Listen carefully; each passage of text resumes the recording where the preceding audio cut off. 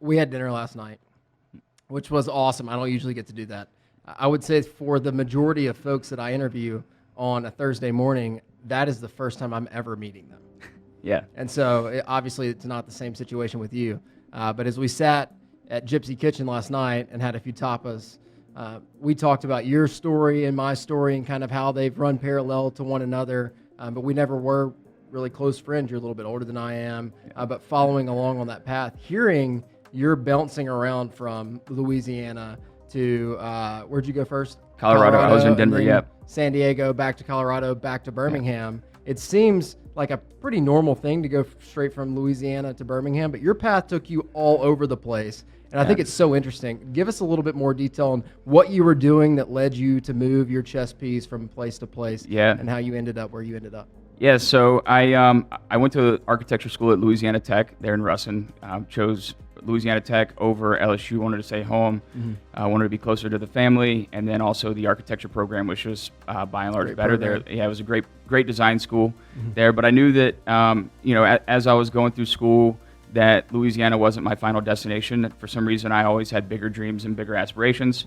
And I wanted, maybe not bigger, but I just wanted to try something new. I wanted to get out, other aspirations. And so I started identifying schools, and I knew that I loved hands-on work. I knew I wanted to be in a design build program, something I didn't get to do at Louisiana Tech.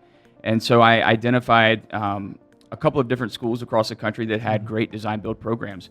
And so what I did is I just set my sights on that. And so one of the things I was telling you last night is part of my journey and part of the story that I want to share today is really, it's not about where you start, but it's about where you finish. And so what happened when I went to architecture school, I can't tell you that I was a good designer. I can't tell you that I was talented in any of the skills that are required to be an architecture.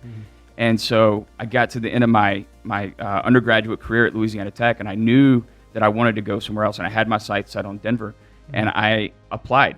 I made a mistake, and I only applied to one school for grad school, and so they'll tell you that's a mistake first off.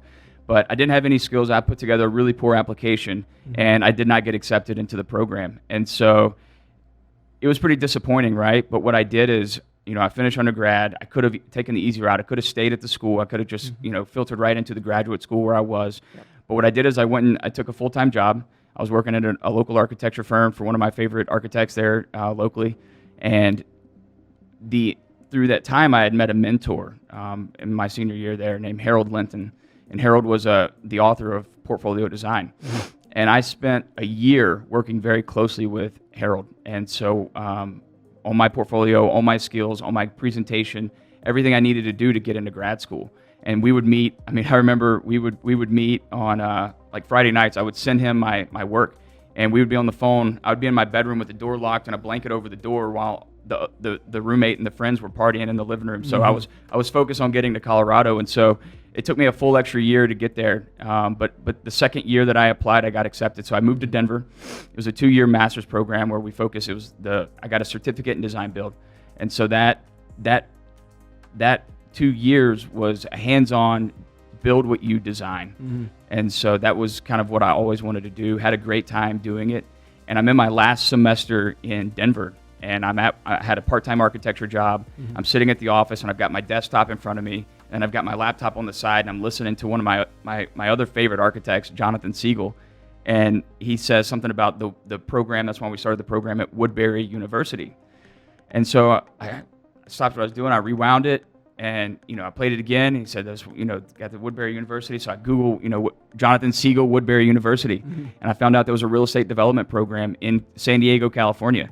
I looked at the deadline. I said, I've got 11 days to do this. And so what I did is I shut down the computer. I went home and I immediately pulled all the files off my hard drive from grad school application 2 years prior. And I just started updating them. And I sat up late that night, started updating them.